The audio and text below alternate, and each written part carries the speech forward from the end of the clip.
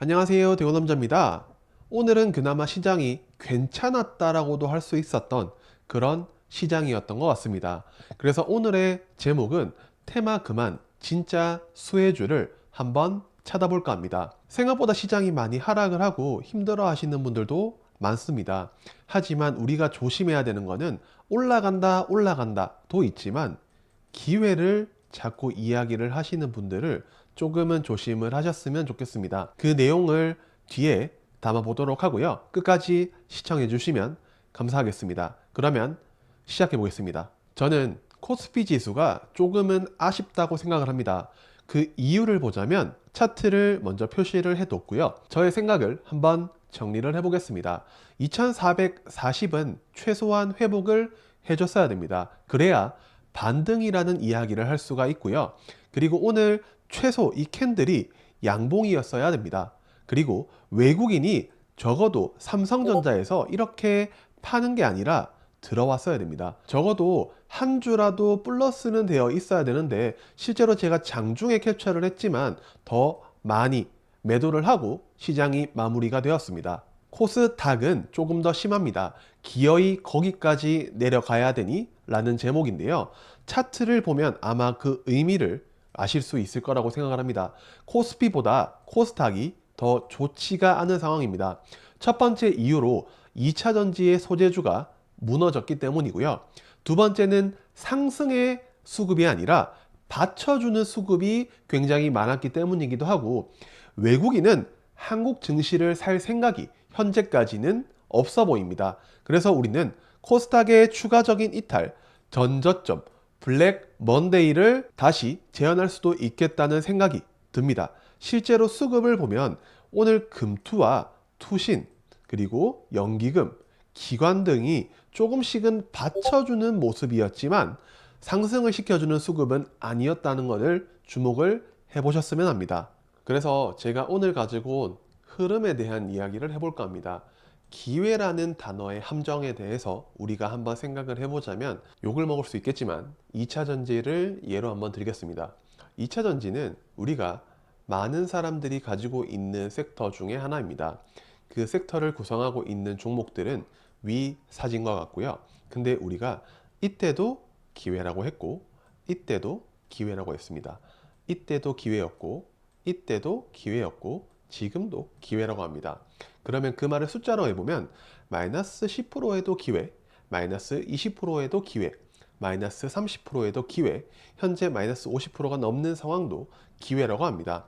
만약에 이렇게 내려올 때까지 지속적으로 샀다면, 비슷한 금액으로 샀다면 현재 마이너스 30%에서 마이너스 20% 정도가 되겠지만, 여기에서 사서 이까지 끌고 온 사람은 마이너스 40% 이상인 확률이 높습니다. 우리가 왜냐하면 돈은 한정되어 있고 기회라는 단어를 빌미 삼아서 지속적으로 샀을 때 만약에 아니라면에 대해서도 생각을 해보셔야 되는데, 그때는 알지 못합니다. 내 계좌가 마이너스 50%, 마이너스 70%가 되어야 와 진짜 큰일 났다 라는 것을 느끼기 때문에 이 기회라는 거에 대한 단어의 함정을 꼭 인지를 하셨으면 좋겠습니다. 그러면 안 좋은 이야기만 할 수는 없습니다. 수급에 대해서도 살펴봐야 되는데요. 그 중에서 저는 삼성전자를 지독히 팔고 있는 이 외국인이 도대체 어떤 종목을 담고 있는지를 봐야 됩니다. 이 데이터는 오늘의 데이터가 아니라 13일까지의 데이터라고 보시면 됩니다. 13일과 12일 연속적으로 어떤 수급이 있었는지를 보시면 되는데, 특히나 13일의 수급을 보면 오늘 오른 종목들이죠. 하나시스템, 한국항공우주, 네이버, 하나오션, 산일전기 정도가 있습니다. 외국인이 담은 종목들의 말이죠. 그래서 하나시스템은 우주 방산, 한국항공우주도 우주와 방산, 네이버는 인터넷 수급인데 저는 수급의 빈집을 노리는 수급이었다고 생각을 합니다.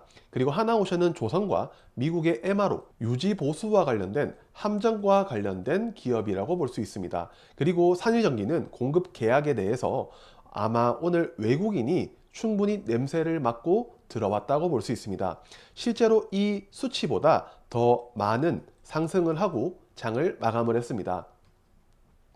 그래서 외국인이 담는 종목을 조금은 주목을 해 보시면 우리는 이런 시장에도 힌트라는 것을 찾을 수 있지 않을까라는 생각을 해봅니다. 그래서 우리가 감정이라는 것을 최소한 빼야 되는 이유는 역배열 말고 정배열을 봐야 되기 때문입니다.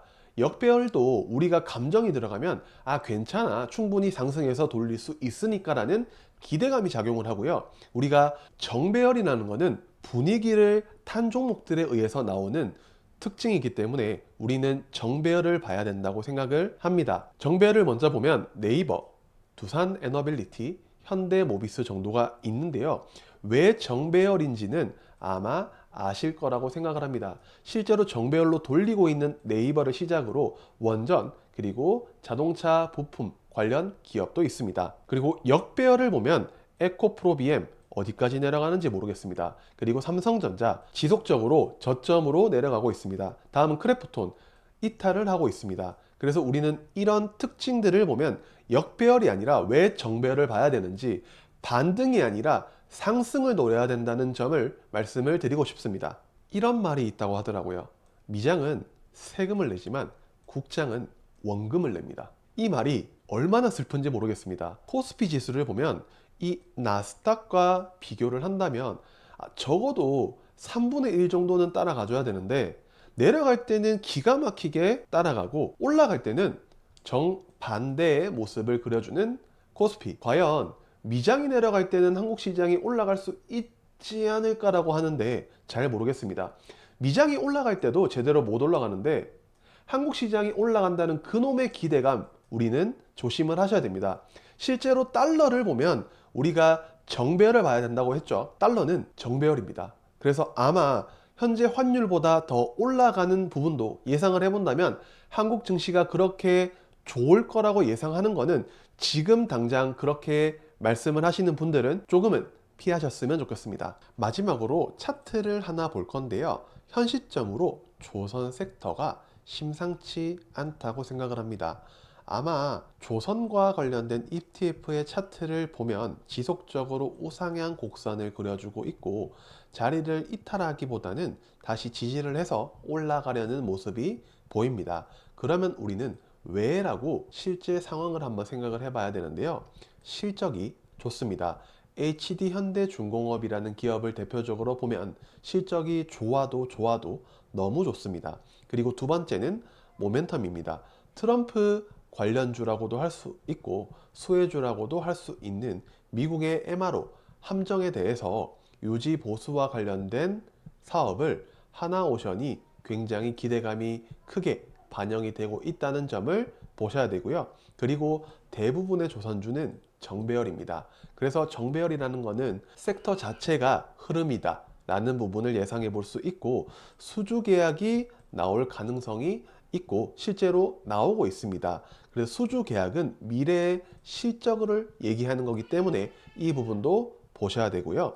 거래 대금이 들어온다. 시장의 주도 섹터이기 때문에 관심이 몰려서 거래 대금이 들어온다고도 볼 수 있습니다. 그리고 시장이 하락하는 동안에도 시장 대비 강한 모습을 보여줬기 때문에 우리는 그래도 시장이 다시 상승을 하기 시작한다면 얘들도 마찬가지로 더 큰 상승을 보여줄 가능성이 높다고 생각을 해보고요. 마지막으로 해운 운임비가 상승을 하고 있습니다. 실제로 HMM이라는 기업이 영업이익이 나왔는데요. 2배도 아니고 3배도 아니고 10배 이상 상승을 했다는 점은 해운 운임비 상승이 지금까지 이어오고 있다는 점, 그리고 트럼프가 관세를 올린다면 해운 운임비에 대한 상승은 더 지속될 수 있다는 점까지 볼 때 해운 운임비에 대해서는 아마 4분기는 비수기라고도 많이 이야기를 하는데 그 영향은 극히 줄어들면서 다시 한번 상승 랠리가 나올 가능성도 굉장히 높은 조선과 그리고 해운 섹터가 되지 않을까라는 말씀을 한번 드려봅니다. 오늘은 나쁜 얘기와 좋은 얘기를 조금씩 드렸는데요. 내일은 꼭 반등을 하셔서 많은 분들이 기분이 좋았으면 좋겠습니다. 그러면 저는 다음 일정 영상에서 뵙도록 하겠습니다. 안녕.